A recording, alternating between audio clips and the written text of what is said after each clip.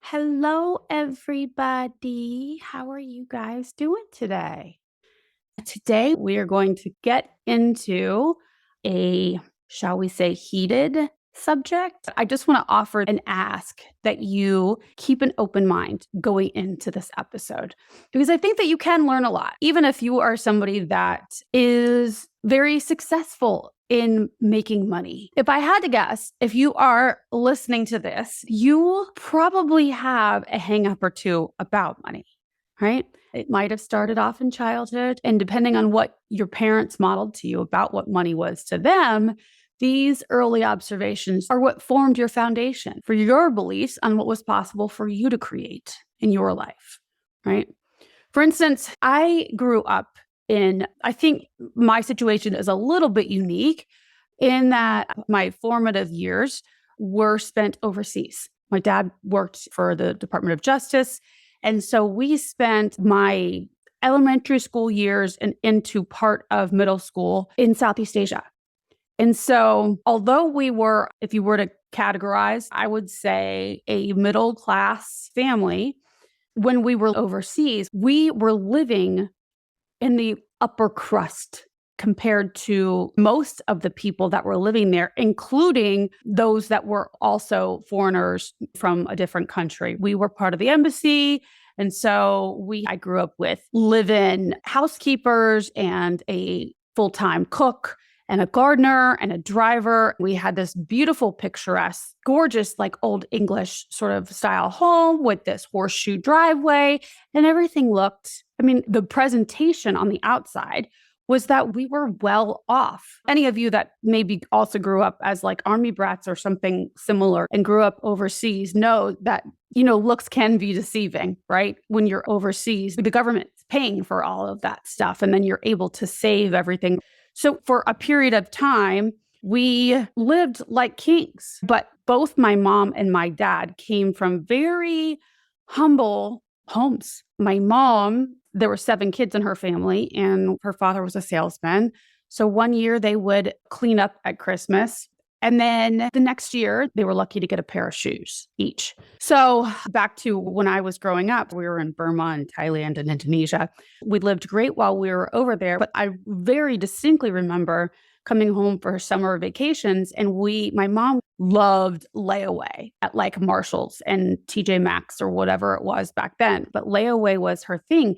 The message early on was that we couldn't afford what we were buying. But when we bought over the amount. So there was some mixed messages as far as like how you should spend it and how much of it you should spend. Of course, parents, when we were growing up, I just don't think, most of us anyway, I think you're extraordinarily lucky if your parents did take the time or the initiative to explain how money worked.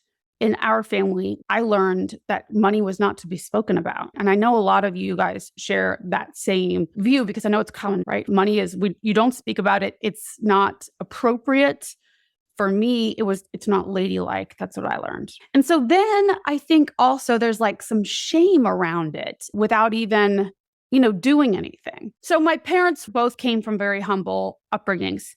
My dad was also the type, still is to this day, the type that, although he has done very well for himself in especially his later years, but he still is a very frugal person. Money doesn't grow on trees. There's only so much money in the world, Shelby. That's what I remember hearing from my dad growing up.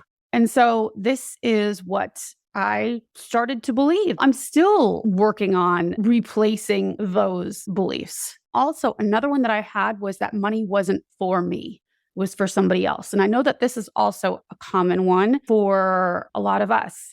So dad was frugal. He celebrated people who had money, but I got the impression that money wasn't in the cards, it wasn't in my cards. All the women in my life that I respected and looked up to all married men that cared for them. So I think that that's in large part how I formed my ideas about what I would be doing for money later on in life. What I did in college was sort of a reflection of that. I didn't even consider that it was possible to be an engineer or whatever. It didn't even occur to me. And that's okay. Like, I'm not sad about it today, but if I'm being like looking at where I was, that's exactly where I was. And that's okay. I think one thing before I even continue is that I think it's so important to normalize and neutralize the circumstances that you came from, what you learned about money, and how you learned about money. I think it's so very important to neutralize that as a baseline before you even start looking at this, going in with the idea that whatever beliefs you do have currently, the beliefs that you had in the past, and the beliefs that you want in the future are all neutral. It's okay. Like, no, there's no bad or good or one is better than the other. It's not. It's just all really depends on what you want to create for yourself. Okay. So I would be remiss if I didn't say that to begin with.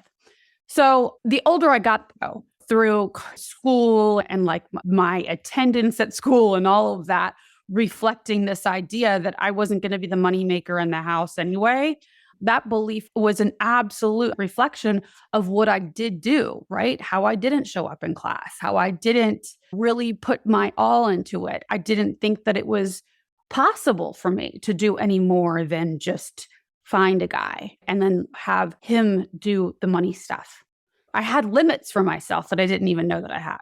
I believed that money wasn't my job to make. And then I didn't really apply myself. And then I created more evidence to support that. What you focus on, you create more of. This is due to the way that our brains, all of our brains, are engineered.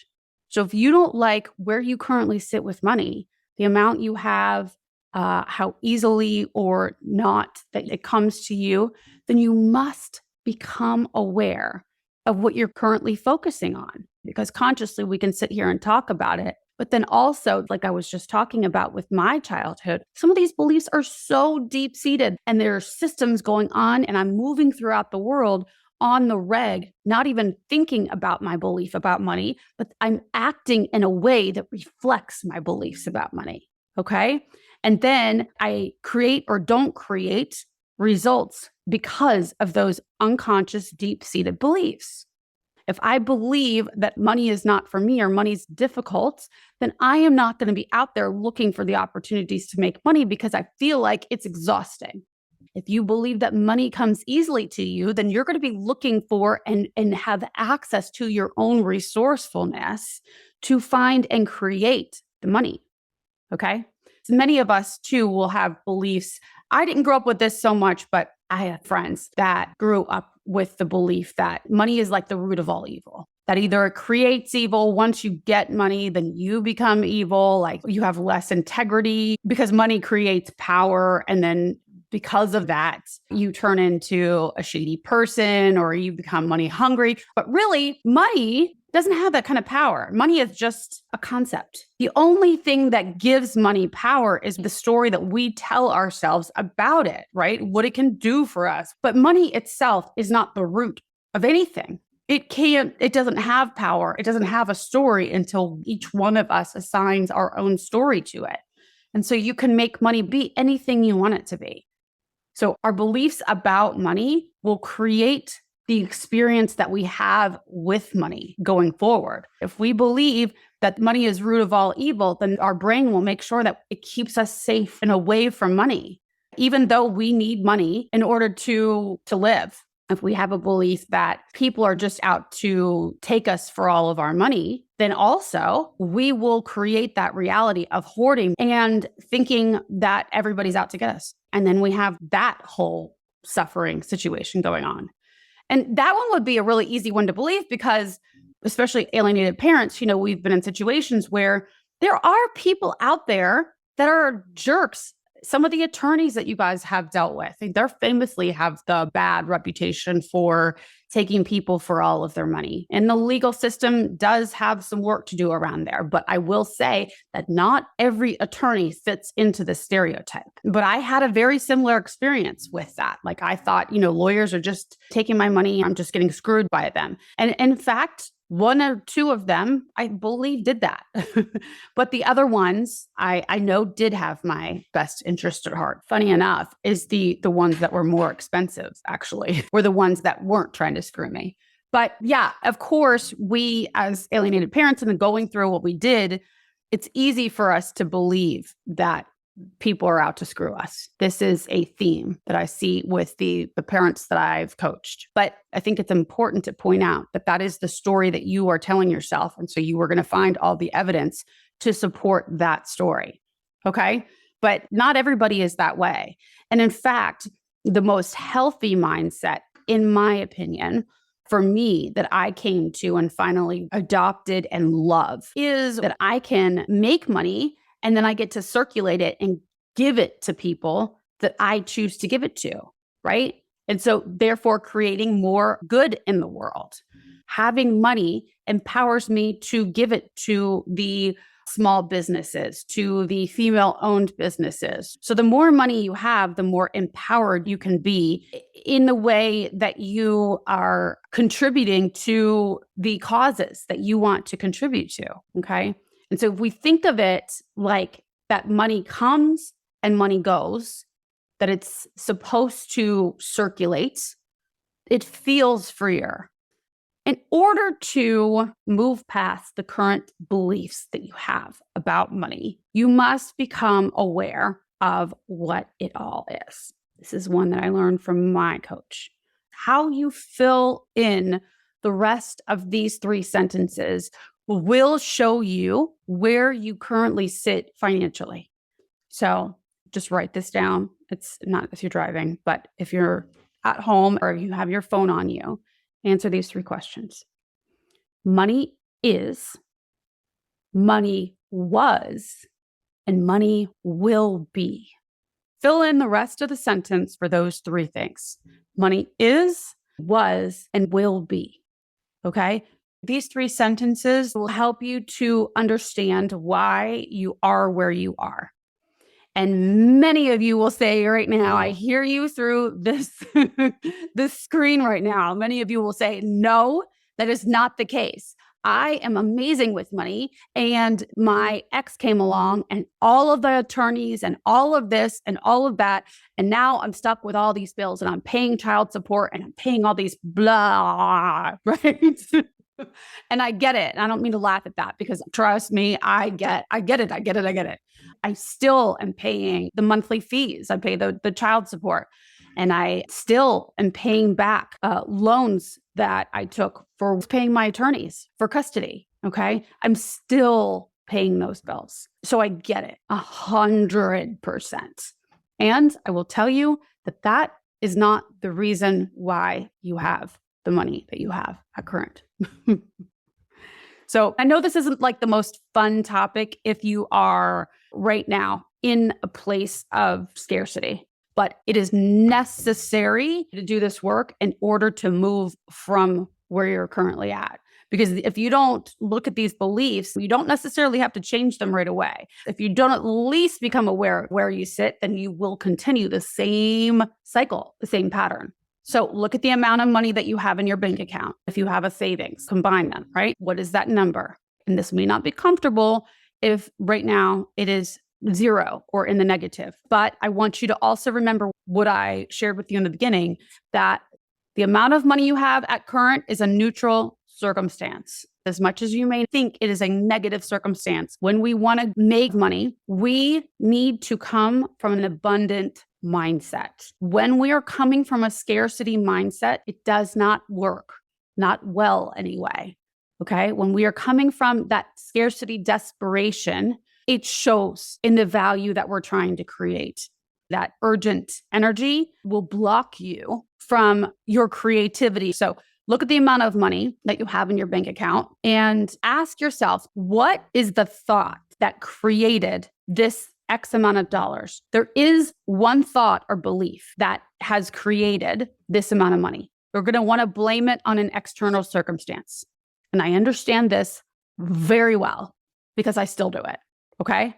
So trust me, I feel you on this, but I also know, like I know it within my being, that the reason that I have a specific amount of money in my bank account is because I have a thought, a belief that's creating the result of me having a certain amount of money. The same goes for you. So look at the amount of money that you have in your bank account. Ask yourself the story that you're telling yourself about the number. And do you like the story that you have? And notice that that story is narrated by you, is authored by you. And you have the option to change that story. And it's not as difficult as you think. Okay? So if anything else, I think that is so helpful to know. It is not as difficult as you think. Ask yourself if you like the reason why this amount of money is in your bank account. You may very well say, yes, actually, I'm very proud of myself and I've created this amount of money and I am doing amazing. And then that's fine, right? But I'm thinking that if you're listening to this episode, that you may not like the number that's in your bank account. And therefore, this would be a good exercise. So ask yourself if you like the thought. And if you don't like the thought, then here's what we do. When you're focused on the things that you can't control, then you don't have access to the resourcefulness and the creativity that's necessary for you to provide value or generate new income. So differentiate what you can control and what you can't control. What you can't control are the bills in the past that you're still paying. If you're paying child support and it's ordered at this moment, we can't control that, right? We cannot change that at this moment. Maybe you're working towards it, but spend some time, 20 minutes, 10 minutes, even 5 minutes, whatever you're willing to give, and split up the facts about your money situation. What you cannot change at this moment goes on the left side. And then what you can change goes on the right-hand side.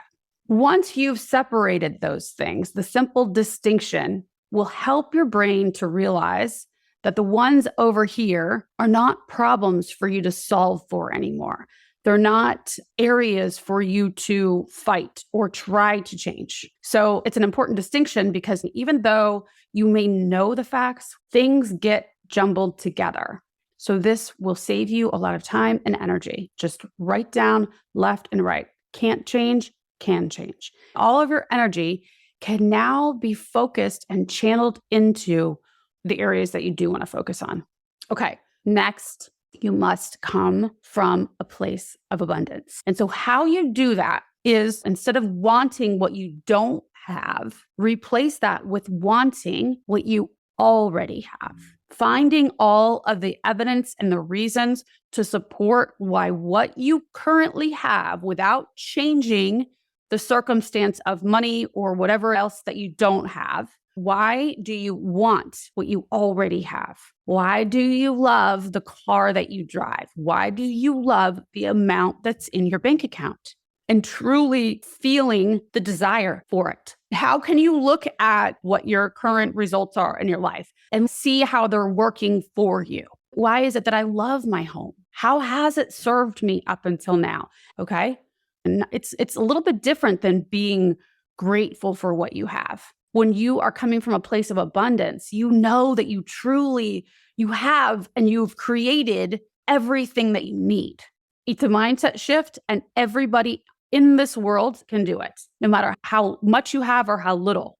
It's just a matter of the shift of how you can look at what you have right now, how it has been serving you. Because I promise you, whatever you have right now in your life, even if you are in scarcity, you also have liked the results, or else you wouldn't have stayed where you are.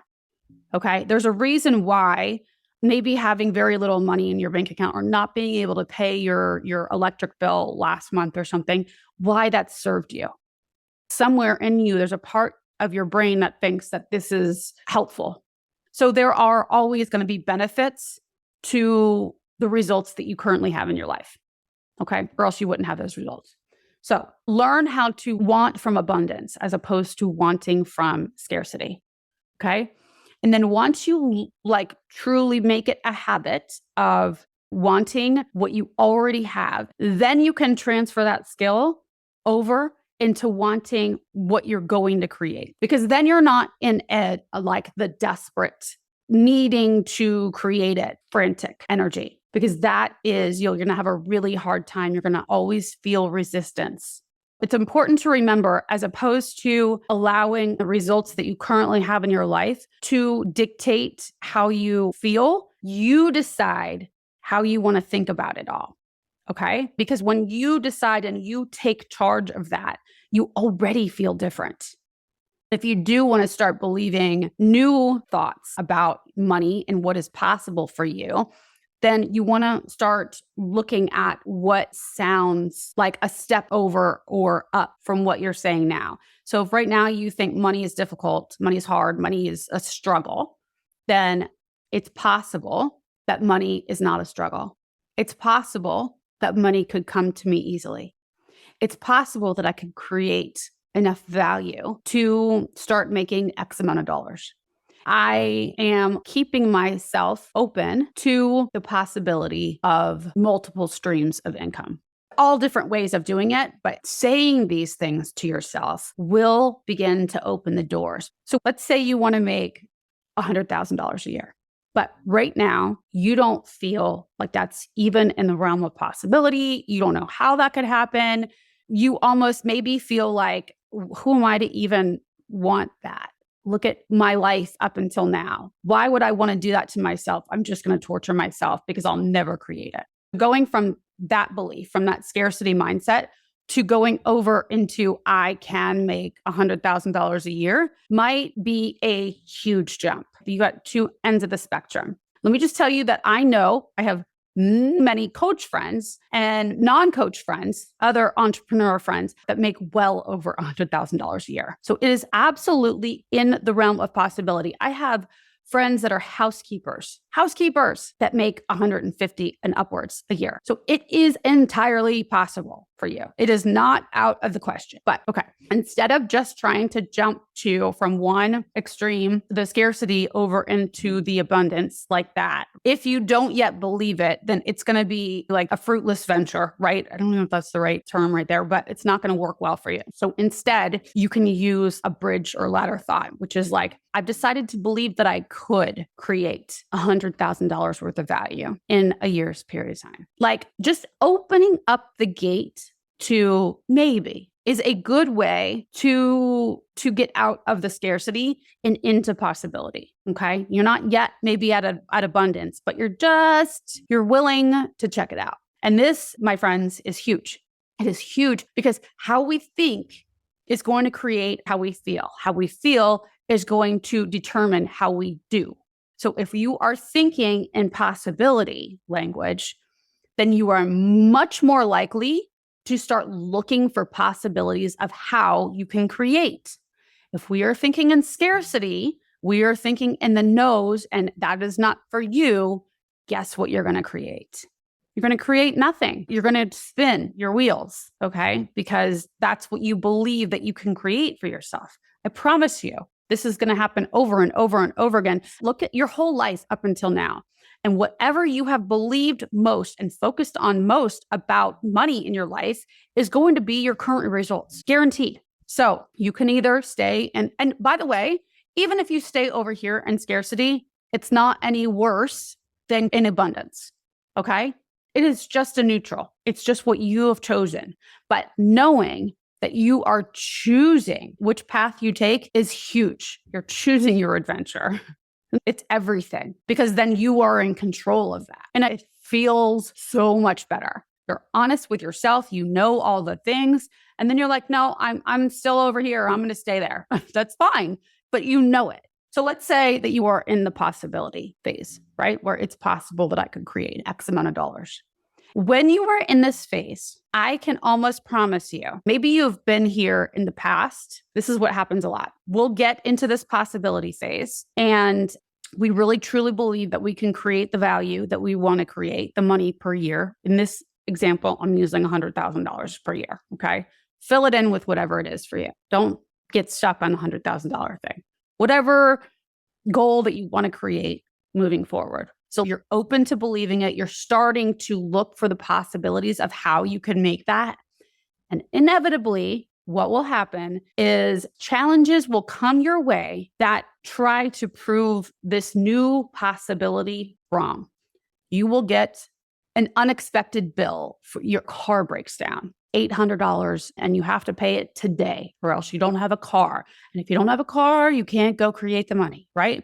There's always inevitably something, okay? So just expect that to happen. And when it does, your lower brain will try to grab all the reasons, all of your old beliefs or current beliefs, really, that you're trying to move from to prove that this is a silly venture. Oh, who are you to think that you can create $100,000 a year? Look at this. You can't even pay this car bill. You can't even pay your electric. The electric's going to be turned off next week.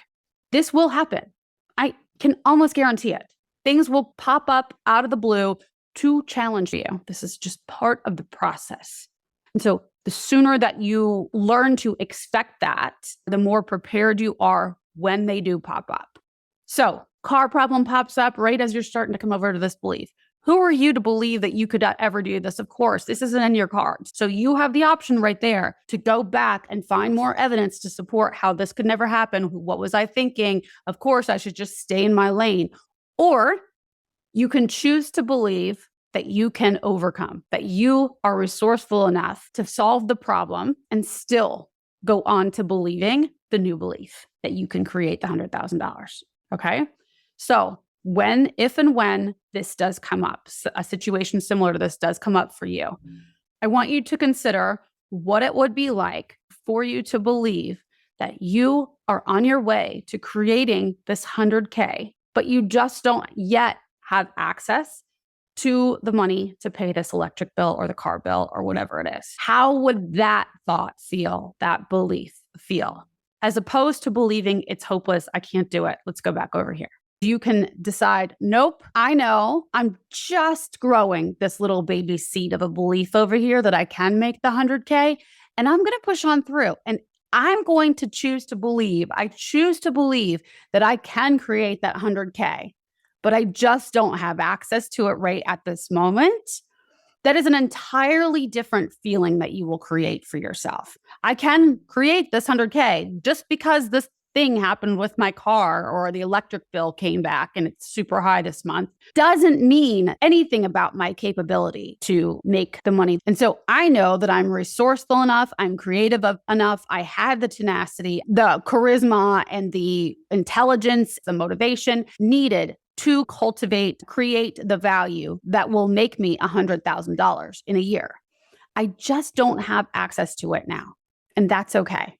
I'll get creative. I'll figure this out. Option 1 and option 2 are going to give you 2 entirely different results, but you have the same circumstances going on. With option 1, you will go back over into the old belief and hide in the cave, right? And you'll be like, see, I knew it wasn't possible for me. It's just only possible for those people over there. It's not possible for me. And option 2, you haven't left your goal. You are still headed for that 100K. You're not going to let this little thing stop you. It's okay. I just don't have access to the money now. And when you're there, possibility isn't shut down. You are not shut down. Your resourcefulness is not shut down. Your creativity, your determination, all of the things you need to motivate you and push you forward don't get cut off and blocked. It's still a possibility. I just don't have access yet. So much easier to move from there. It feels more productive. So that's something that I just want to offer you to consider for your own self. See how that feels there. And then because you're not cutting off your determination, your resourcefulness, then you can work on trying to create that money that you need for the car or for the electric or whatever. And then I know some of you will be like, yeah, but Shelby, reality, like, what if that doesn't get paid? Then what? Then all of the other plans go to shit, right? We have to pay the electric bill or else the electric gets shut off. And then I want you to consider, what is the story that you're telling yourself about whatever this bill is? Is it the end of the world for real? Or could you not pay this bill and call and get a payment extension? Or maybe if it's the car doesn't get paid. Maybe you catch a ride with somebody else. What is the story that you're telling yourself about that? Because that story is likely a limiting one that's holding you back from creating, moving through, and getting to the other side. You will find all the evidence to support this old, stronger belief when this baby belief is just barely sprouting up. Like imagine it's like a bean sprout coming from the ground. And if it's just peeking its little top out of the soil, it's going to be flimsy. It's not strong yet. It's not a strong belief. And over here, you have got this whole system of beliefs to support why it isn't possible for you. Okay. So remember, keep that visualization in your mind. Okay. Over here, this is a baby belief. I have to feed this belief. I have to nurture this belief in order to grow it into something that is actually the same strength of machine as this old belief that I've held on to for decades. This is a well-oiled machine over here. So of course, it's going to be a lot more powerful in you. So if you want to stop that cycle and jump on a different, a more productive way of thinking, then this shall help. So to recap, first, become aware of your current patterns. Money is, money was, money will be. Finish those sentences. Next is to learn how to want from abundance. Want what you already have without changing the number, the bottom line in your bank account. And then lastly, you consciously choose your new thoughts, the thoughts that help you surrounding the money that you want to create in the future. Okay. And look at all the beliefs, the ones that are unhelpful for you, and find evidence for new, better beliefs. I told you there's no like hierarchy in beliefs, but like more productive beliefs. And you don't necessarily have to change them today or ever, really, but just knowing what you're choosing and why you're choosing it and liking why. Okay. I think that is everything. You don't have to change a damn thing so long as you know why you're doing it. Okay. Okay, my folks. So I will see you next week. Thanks so much for listening today, guys. I'm honored that you chose to share your time with me. If you like what you've been hearing and you want more, come join me in the new monthly membership, where we take the concepts that you hear about here and using a logical framework, you learn to apply them to your specific situations, upgrading your thoughts and your life, even while experiencing the grief of alienation. For more information, go to beyondthehighroad.com. See you soon.